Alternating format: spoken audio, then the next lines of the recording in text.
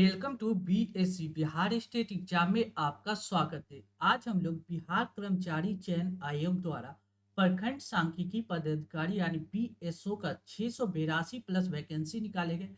उसी वैकेंसी के लिए मैथ के इंपॉर्टेंट प्रश्न जो रुकमणी पब्लिकेशन द्वारा 2025 गणित बुक में से दिए गए प्रश्नों का डिस्कशन करेंगे, जो आपके exam BSSC CGL 4, BSSC inter level 2 यानी जितने भी वनडे कम्पिटिटिव एग्जाम होते हैं सबके लिए इंपॉर्टेंट रोल अदा करेगा। वीडियो शुरू करने के पहले चैनल को सब्सक्राइब कर ले, साथ ही बेल बटन को दबा दे ताकि आने वाली प्रत्येक वीडियो का नोटिफिकेशन आपको समय पे मिल सके।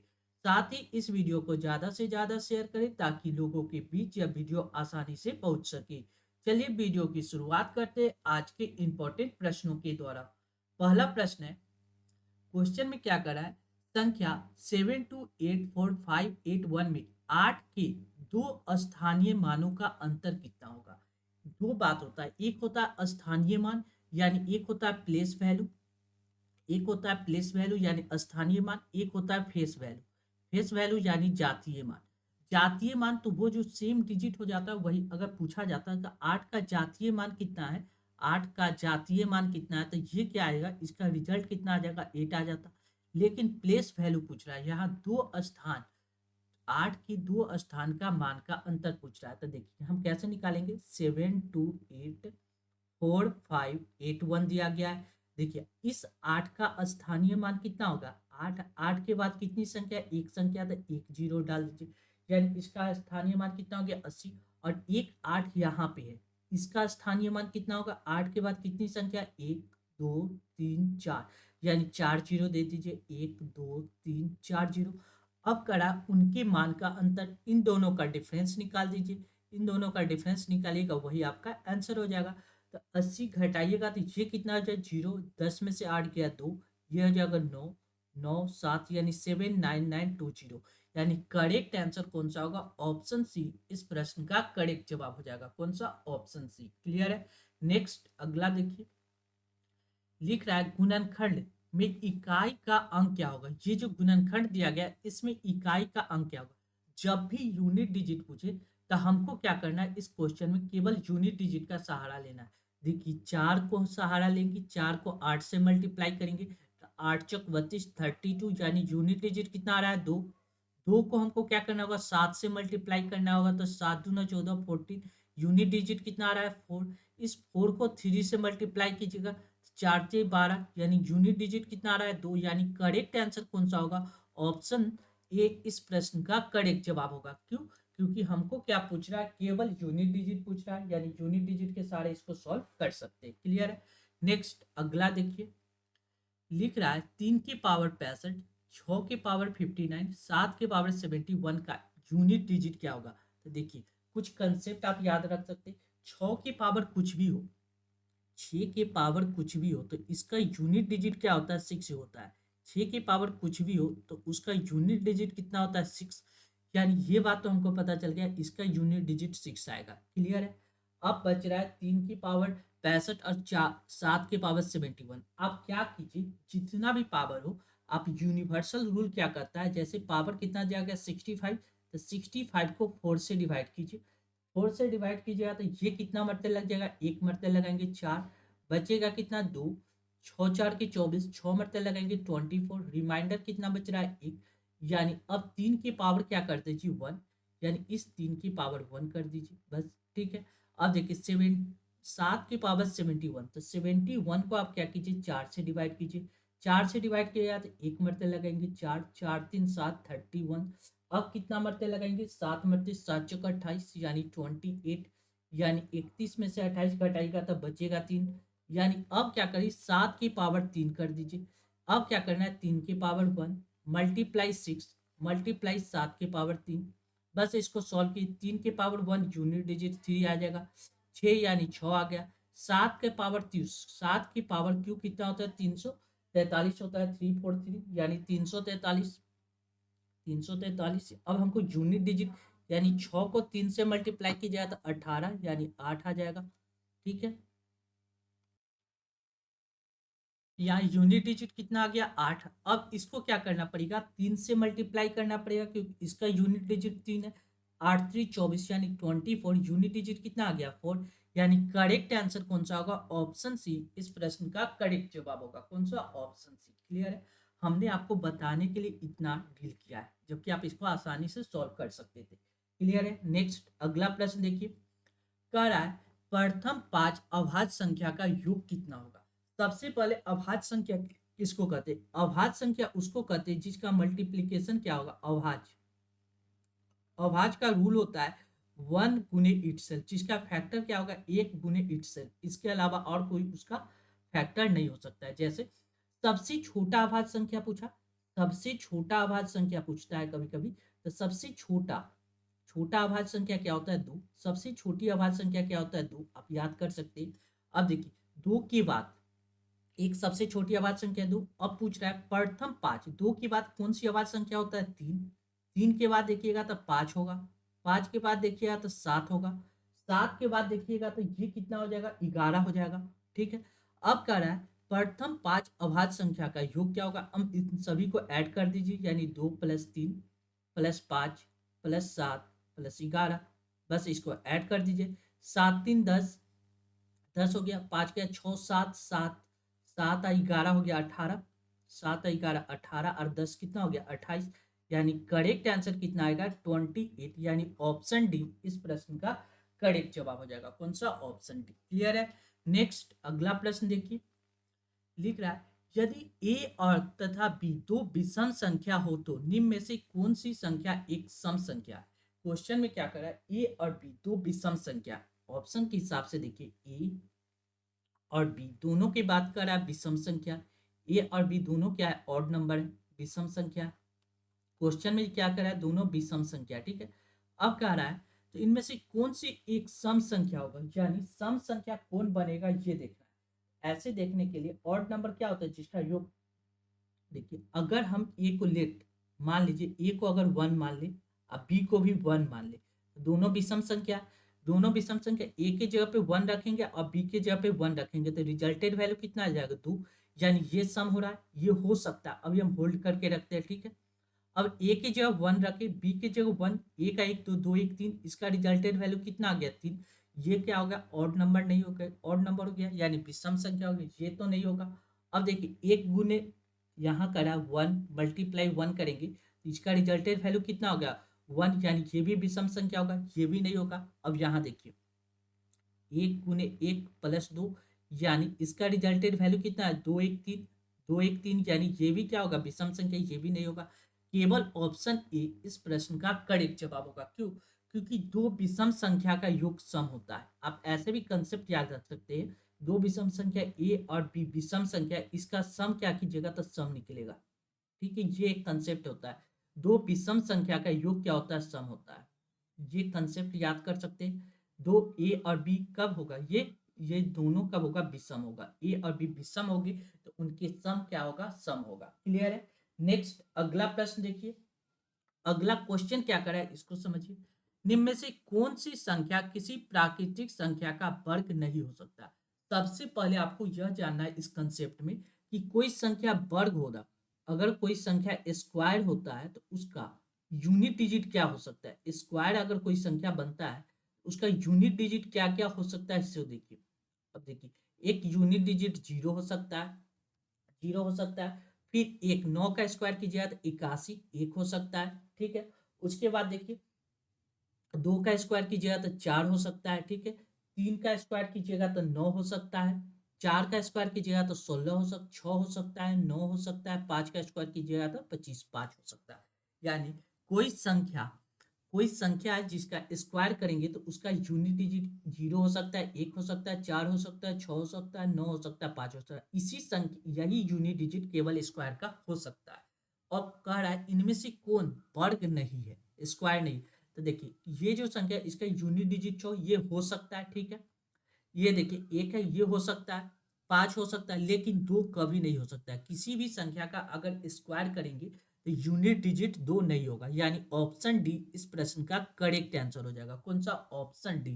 क्यों क्योंकि ये जो संख्या है यह किसी भी संख्या का वर्ग नहीं हो सकता। क्यों क्योंकि यहाँ पे यूनिट डिजिट क्या आ रहा है 2, जबकि कोई भी संख्या अगर है उसका वर्ग निकालेंगे तो उसका यूनिट डिजिट 0 हो सकता है, 1 हो सकता है, 1 हो सकता है, 4 हो सकता है, 6 हो सकता है, 9 हो सकता है या 5 हो सकता है। क्लियर है? नेक्स्ट अगला देखिए, अगला क्वेश्चन क्या कर रहा है, 6 अंकों की वह छोटी से छोटी संख्या कौन सी है जो 111 से पूर्णतः विभाजित है। तो सबसे पहले आपको क्या करना है, 6 अंकों की सबसे छोटी संख्या ज्ञात कर लीजिए। देखिए 6 अंकों की सबसे छोटी संख्या क्या होगा, एक पे कितना जीरो, 5 जीरो, 1 2 3 4 5, ये क्या होगा 6 अंकों की सबसे छोटी संख्या। अब इसको क्या करें, 111 से डिवाइड कर दीजिए, 6 अंकों की सबसे छोटी संख्या को 111 से डिवाइड कीजिएगा, ये कितना मरते लगाएंगे, 9 मरते लगाएंगे तो 999 आ जाएगा, 999, 10 में से 9 गया 1, ये हो गया 9, 9 में से 9 जाएगा तो 0 कैंसिल, यहाँ 9 में से 9 जाएगा कैंसिल, यानी 1 बचेगा। अब क्या उतारेंगे, 100 उतर जाएगा, 1 0, 1 0 बच कितना रहा, यानी डबल डिजिट यानी 100, यानी रिमेनिंग कितना बच रहा है 100।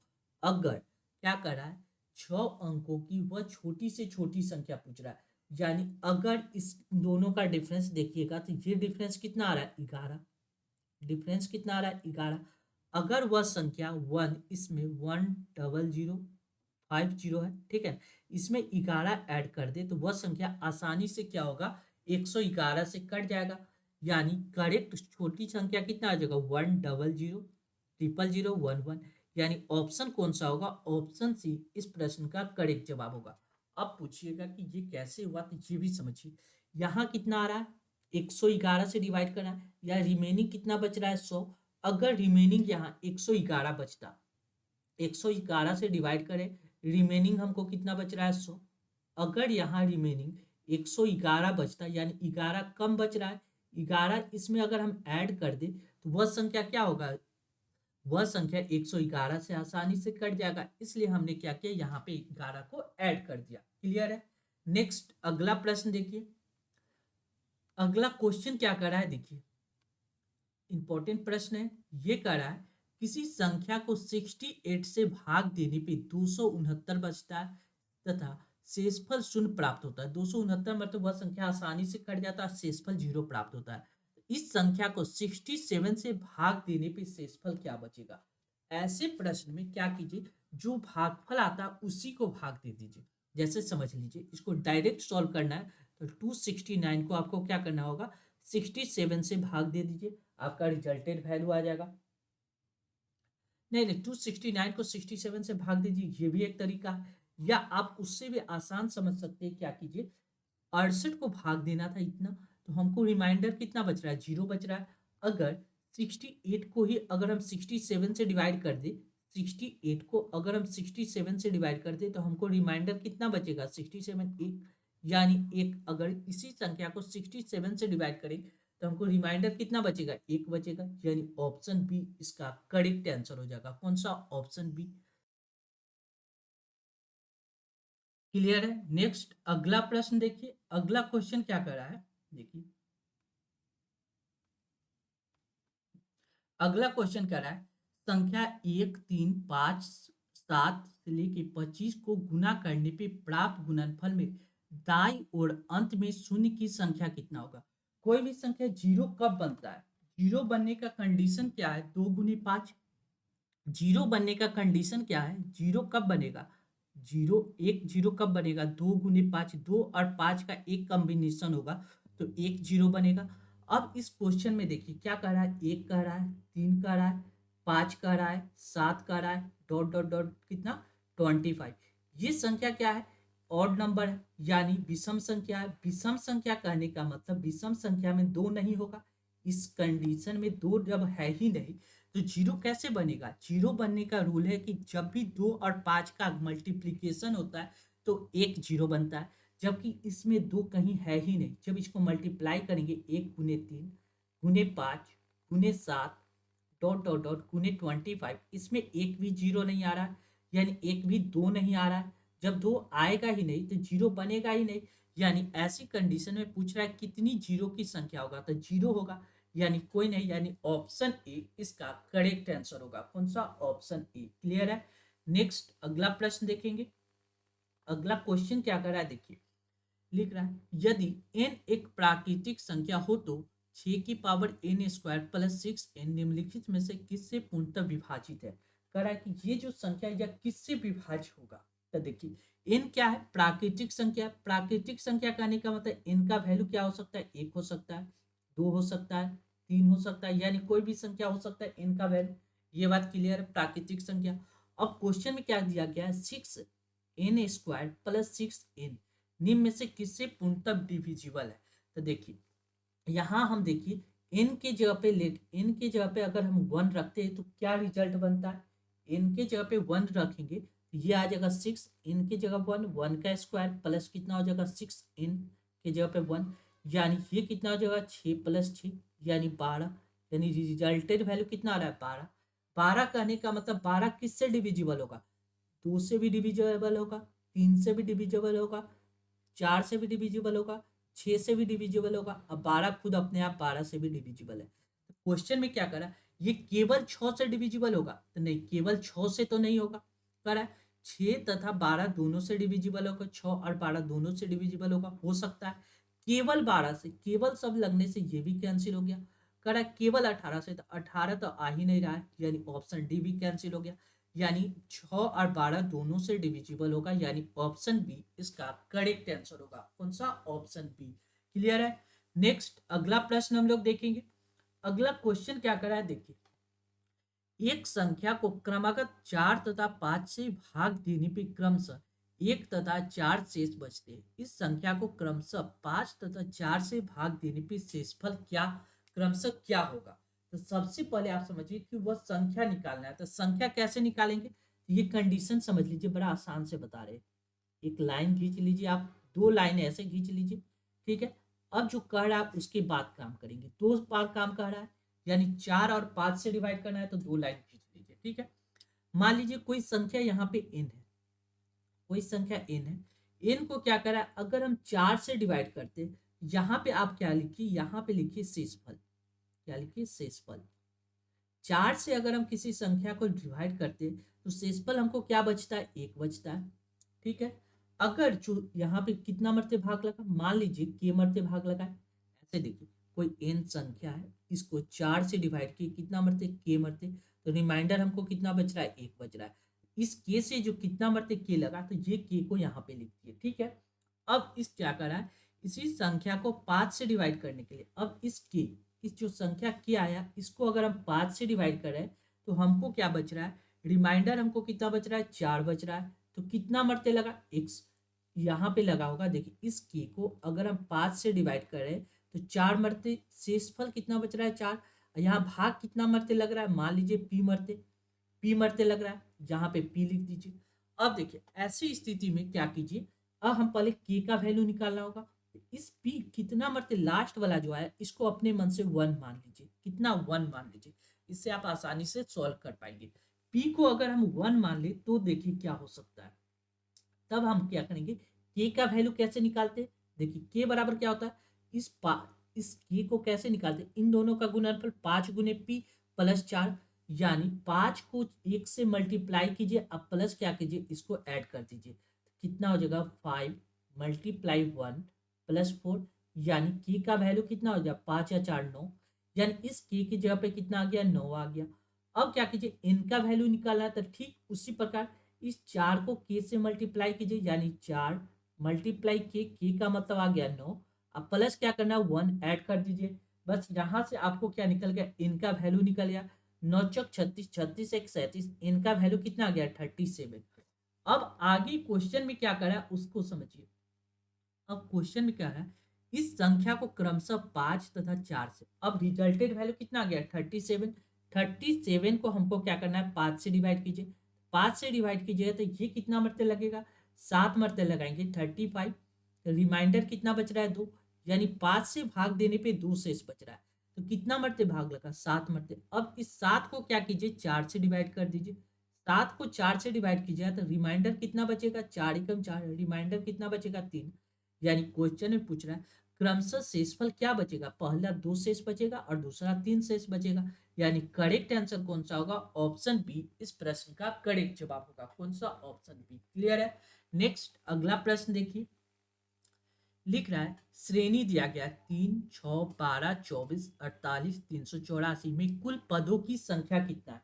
देखिए जब भी ऐसे प्रश्न है तो किस तरह का प्रश्न है, 3 दिया गया है, 6 दिया गया है, 12 दिया गया है, 24 दिया गया है, 48 दिया गया है, उसके बाद डॉट डॉट डॉट कितना 384 दिया गया है। ठीक है, ये किस फॉर्मेट पे है?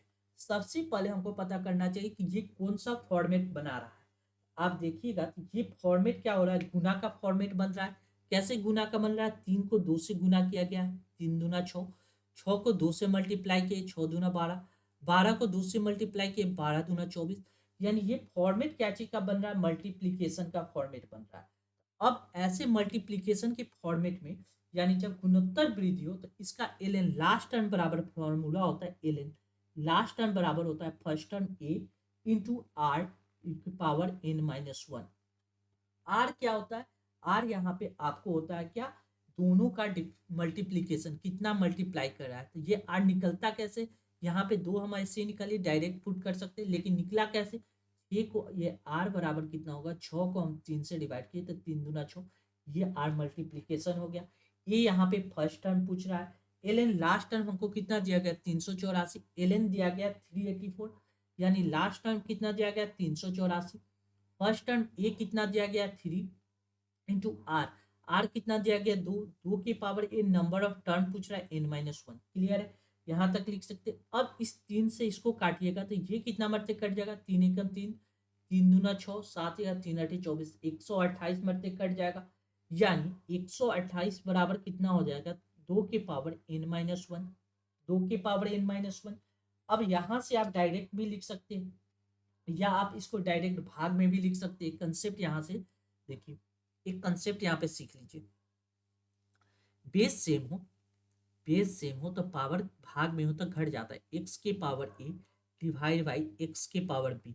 इसको लिख सकते हैं क्या, एक्स के पावर ए माइनस बी, एक्स के पावर ए माइनस बी। यहाँ पे देखिए इस क्वेश्चन में देखिए यहाँ पे क्या दिया गया है आपको, आप देखिएगा यहाँ पे तो आपको नजर आएगा यहाँ पे दिया गया है, ये वाला दिया गया है, एक्स के जगह पे 2 है और ए की जगह पे n है और बी की जगह पे 1 है। इस बात को हम इस फॉर्मेट पे लिख सकते हैं, इस बात को इस फॉर्मेट पे लिखेंगे तो 2 की पावर n डिवाइड बाय 2 लिख सकते हैं। ये बात तो यहाँ से हम आसानी से लिख सकते हैं। जब इसको सॉल्व कीजिएगा तो आप ऐसे भी सॉल्व कर सकते हैं 2 के पावर, या 128 के बारे में अगर आपको पता हो, ये 128 कितना होता है, 2 की पावर 7 होता है 128, 2 की पावर 7 128 बराबर देखिए 2 की पावर n डिवाइड बाई 2 लिख सकते हैं, कोई दिक्कत नहीं। ये 2 इधर आ जाएगा, 2 के पावर 7 मल्टीप्लाई 2 बराबर कितना हो जाएगा 2 के पावर 8। अब एक कंसेप्ट और याद रखिए, x के पावर a, एक दूसरा कंसेप्ट और याद रखिए, बेस सेम हो, बेस सेम हो, एक्स के पावर ए मल्टीप्लाई एक्स के पावर ए, बेस सेम हो और मल्टीप्लीकेशन में हो तो पावर क्या हो जाता है, ऐड हो जाता है, एक्स के पावर ए प्लस बी।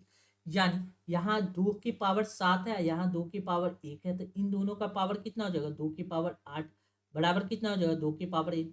इनका वैल्यू कितना आ गया 8, यानी करेक्ट आंसर कौन सा होगा, ऑप्शन सी इस प्रश्न का करेक्ट जवाब होगा। कौन सा, ऑप्शन सी।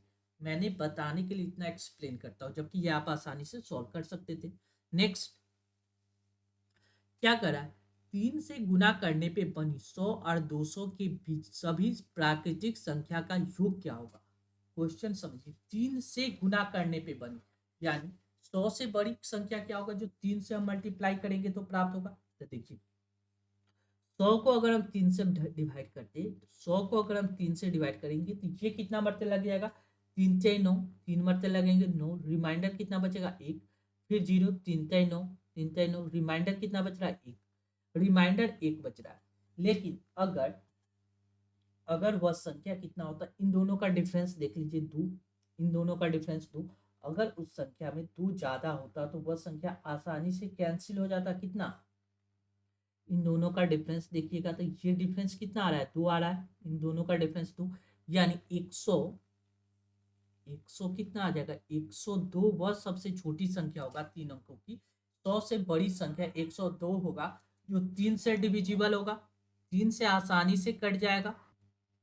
ये बात क्लियर हो गई, यानी सबसे छोटी संख्या कितना होगा 102 और 200 के बीच, यानी 200 को भी क्या कीजिए, आप क्या कीजिए, 200 को अगर हम 3 से डिवाइड करेंगे तो बचेगा कितना, 3 छक 18, 19 20, 2 बच रहा है, 20, 3 छक 18, 6 मरते 18, 19 20, यानी दो, दो ज्यादा आ रहा है। अगर दो घटा लेंगे तो वह संख्या आसानी से क्या होगा, 3 से कट जाएगा, यानी 198 सबसे बड़ी संख्या, यानी 100 और 200 के बीच 102 से लेके 198 तक की संख्या प्राप्त हो गया, और वह क्या होगा, 3 से आसानी से कट जाएगा।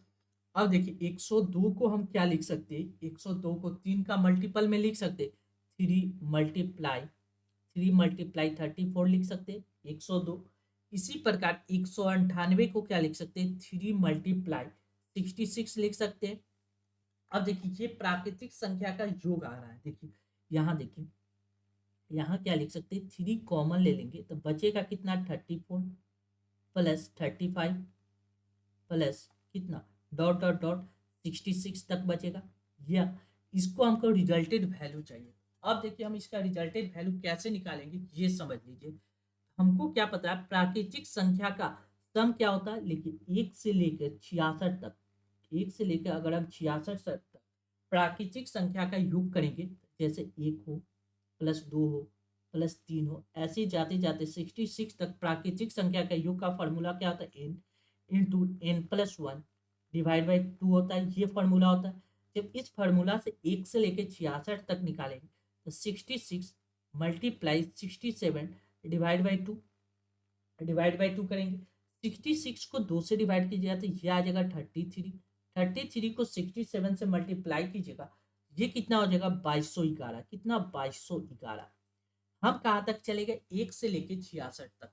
अब इससे छोटी संख्या देख लेते हैं, 1 से लेके 66 तक तो हम लोग पहुंच गए। अब इसके बाद हम लोग क्या करते हैं, यहाँ 34 है, यानी 34 से पहले 1 से लेके 33 तक का प्राकृतिक संख्या देख लेते हैं। 1 से लेके 33 तक के प्राकृतिक संख्या का सम अगर लगाएंगे तो एन का वैल्यू 33 मल्टीप्लाई 34 डिवाइड बाई 2, इसको 2 से डिवाइड किया, 17 मरते 34, 17 को 33 से मल्टीप्लाई कीजिएगा तो ये कितना आ जाएगा, 561, 561। अब देखिए, अब एक कंसेप्ट यहाँ से समझिए, 1 से लेके 66 तक निकाले थे, ठीक है, 1 से लेके 66 तक निकाले, इसमें से अगर 33 को अगर हम घटा ले, 33 तक की संख्या को घटा ले, तो बची हुई संख्या कितना हो जाएगा, 34 से लेके कितना आ जाएगा, 66 तक। यही तो हमको यहाँ पे क्वेश्चन में कितना दिया, 34 से 66 तक, यानी इन दोनों का डिफरेंस देखिएगा, इन दोनों का डिफरेंस देखिएगा तो ये डिफरेंस कितना आ जाएगा, 2211 में से 561 घटाएगा तो ये डिफरेंस कितना आ जाएगा, 1650। यानी आपको रिजल्टेड वैल्यू कितना आ रहा है, ये देखिए रिजल्टेड वैल्यू कितना आ रहा है, यहाँ से यहाँ तक का रिजल्टेड वैल्यू कितना आ रहा है, 1650, 1650।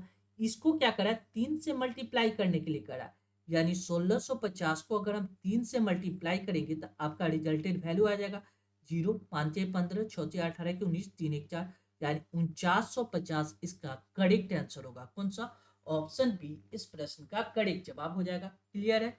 नेक्स्ट अगला प्रश्न देखिए, कह रहा है 0 2 3 6 8 7 अंकों की से बनने वाली 5 अंकों की बड़ी से बड़ी और छोटी संख्या का अंतर क्या कीजिए। देखिए 5 अंक की सबसे बड़ी संख्या क्या होगा, यहाँ पे देखिए हम डिब्बा बना रहे हैं, एक डिब्बा बनाइएगा तो 5 अंकों की सबसे बड़ी संख्या में 1 2 3 4, 4 डिब्बा, यानी 1 2 3 4, 5 डिब्बा बन गया। 5 अंकों की सबसे बड़ी संख्या, तो इस स्थान पे सबसे बड़ी वाली संख्या रखेंगे। 5 अंकों की सबसे बड़ी संख्या 7, इसके बाद उससे छोटी संख्या 6, उसके बाद उससे छोटी संख्या 3, उसके बाद उससे छोटी संख्या 2, उसके बाद उससे छोटी संख्या 0। यानी ये क्या हो गया, 5 अंकों की सबसे बड़ी संख्या 76320, इसके हिसाब से बड़ी संख्या हो गया। अब देखिए जैसी बड़ी संख्या निकल गया तो छोटी संख्या कैसे निकाल सकते हैं। देखिए छोटी संख्या निकालने के लिए इस स्थान पे, पहला स्थान पे तो जीरो नहीं, जीरो नहीं होगा तो सबसे छोटी संख्या क्या होगा, 2, पहला स्थान पे 2 हो जाएगा, ठीक है। उसके बाद 0, उसके बाद उससे छोटी संख्या 0 यहाँ पे आ जाएगा, ठीक है। उसके बाद 3 यहाँ पे आ जाएगा, उसके बाद 6 यहाँ पे आ जाएगा, 7 यहाँ। ये जो संख्या प्राप्त होगा सबसे छोटी संख्या होगा, यानी 20367, ये क्या होगा, छोटी संख्या होगा। यानी बड़ी संख्या और छोटी संख्या का अंतर निकाल दीजिए, इन दोनों का डिफरेंस निकाल दीजिए, आपका रिजल्टेड वैल्यू आ जाएगा। तो डिफरेंस कितना आ जाएगा 55953, यानी करेक्ट आंसर कौन सा होगा, ऑप्शन बी इस प्रश्न का करेक्ट जवाब होगा। कौन सा, ऑप्शन बी। देखिए सबसे पहले हमने क्या सीखा, जब भी बड़ी संख्या निकालना हो तो हमको क्या करना है, बड़ी वाली संख्या पहले लिखेंगे, उसके बाद उससे छोटी, उसके बाद उससे छोटी, उसके बाद उससे छोटी, उससे छोटी, यानी बड़ी वाली संख्या को सबसे पहले लिखेंगे। अगर छोटी संख्या निकालना हो तो सबसे छोटी पहले लिखेंगे, लेकिन जीरो होने के कारण छोटी संख्या का पोजीशन एक स्थान बदल जाएगा। अगर जीरो यहाँ पे लिखते तो वह तो 4 अंकों की संख्या बन जाता, इस कारण जीरो का पोजीशन चेंज कर लेते हैं। क्लियर है। नेक्स्ट अगला प्रश्न देखिए, लिख रहा है दो संख्या का योग 40 है और उनका गुणनफल 375 है, उनकी व्युत्क्रमों का योग क्या होगा। एक कंडीशन भी आप जानते हैं, दो संख्या का योग कितना दिया गया, एक्स प्लस वाई संख्या, और इसका सम दिया गया है 40, और क्या करा उनका गुणनफल एक्स इंटू वाई कितना दिया गया 375, 375 करा, उनकी व्युत्क्रमों का योग क्या होगा, यानी 1/x प्लस 1/y पूछ रहा है। जब इसका एलसीएम लीजिएगा तो ये एलसीएम कितना हो जाएगा, एक्स इंटू वाई, ऊपर कितना बचेगा एक्स, ऊपर ऐसे तो y प्लस एक्स आएगा, वही x प्लस वाई लिख सकते हैं। तो देखिए x प्लस वाई का वैल्यू कितना दिया गया 40, नीचे कितना दिया गया 375, 375, 5 से काट दीजिएगा, 5 से काटिएगा तो ये कितना बचा, 5×8 = 40, 8 मरते, 5 से इसको काटिएगा तो कितना बचा, 5×7 = 35, 36, 37, 50, 25 यानी 75 मरते, यानी 8/75 इसका करेक्ट आंसर होगा। कौन सा, ऑप्शन ए इस प्रश्न का करेक्ट जवाब हो जाएगा। नेक्स्ट अगला प्रश्न देखिए, लिख रहा है यदि दो संख्या का योग 9 और उनके व्युत्क्रमों का योग 1/2 है तो वे संख्या होगी क्या। सिंपल सा प्रश्न है, जैसे प्रश्न अभी हमने बनाया सेम वैसा ही प्रश्न। दो संख्या का योग दिया गया 9, यानी x प्लस वाई कितना दिया गया 9। अब क्या करा, उनकी व्युत्क्रमों का योग 1/x प्लस 1/y, उनकी व्युत्क्रमों का योग कितना दिया गया 1/2। ये क्वेश्चन में दिया गया, बस इसको सिंप्लीफाई सॉल्व कर दीजिए। करा वे संख्या क्या है, उस संख्या निकालना है। आप या तो इसको सॉल्व कर दीजिए या थिंकिंग प्रोसेस से भी आप सॉल्व कर सकते हैं, थिंकिंग प्रोसेस से भी सॉल्व कर सकते हैं। क्या करा, दो संख्या का योग 9 होना चाहिए, 1 और 8 कितना बन रहा है 9 बन रहा है, 7 और 2 9 बन रहा है, 6 और 3 9 बन रहा है, 5 और 4 9 बन रहा है, यानी पहला कंडीशन तो सब फॉलो कर रहा है। या अब हमको क्या चाहिए दूसरा कंडीशन के लिए, सेकेंड कंडीशन के लिए 1/1 प्लस 1/8 यूज करेंगे तो इसका रिजल्टेड एलसीएम कितना हो जाएगा 8, पहला ऑप्शन यूज कर रहे हैं 8, तब बचेगा कितना 8 एकम 8, 8 एक 9, यानी 9/8 आ रहा है, जबकि आना कितना चाहिए 1/2 आना चाहिए, यानी पहला कंडीशन से हिसाब से ये गलत हो जाएगा। दूसरा ऑप्शन लेंगे 2/7, यानी 1/2 प्लस कितना लेंगे 1/7, एलसीएम लीजिएगा तो कितना आ जाएगा 14, 2 सते 14, 7 7 दूना 14, 7 का 8 एक 9, 9/14, आना कितना चाहिए 1/2, यानी ये भी नहीं आ रहा है, यानी ऑप्शन बी भी कैंसिल हो जाएगा। ऑप्शन सी यूज करेंगे तो 1/3 प्लस कितना जाएगा 1/6, एलसीएम लेंगे तो कितना आ जाएगा 6, 3 दूना 6, 6 एकम 6, ऊपर कितना बच रहा है 3/6, 3/6 को डिवाइड कीजिए तो 1/2 आ रहा है। हमको रिजल्टेड वैल्यू कितना चाहिए 1/2 चाहिए, यानी करेक्ट आंसर कौन सा होगा, ऑप्शन सी इस प्रश्न का करेक्ट जवाब हो जाएगा। नेक्स्ट अगला प्रश्न देखिए, देखिए लिख रहा है एक विद्यार्थी ने जितने सवाल सही हल किए उसके दोगुने गलत हल किए, यदि उसने 48 सवालों का हल किया तो सही हल किए गए सवालों की संख्या कितनी है। देखिए टोटल क्वेश्चन कितना सॉल्व किया 48, क्वेश्चन में क्या करा है टोटल 48 सॉल्व किया, एक तरफ सही सॉल्व करने वाला दूसरे तरफ गलत सॉल्व करने वाला, करा है कि जितने सवाल सही हल किए, यानी मान लीजिए एक सवाल सही किया तो उसकी दोगुना यानी 2x गलत सॉल्व किया। अब दोनों का सम कितना है 48, यानी x प्लस 2x, दोनों को अगर जोड़ा जाए ये टोटल सवाल आ जाएगा, ये 48 के बराबर है, यानी 3x बराबर कितना आ जाएगा 48, यहाँ से x का वैल्यू निकालिएगा तो ये कितना है 318 16। अब क्वेश्चन में क्या पूछ रहा है, तो सही हल किए गए सवालों की संख्या कितना आ जाएगा 16, ऑप्शन डी इस प्रश्न का करेक्ट जवाब होगा। कौन सा, ऑप्शन डी। क्लियर है। चलिए नेक्स्ट,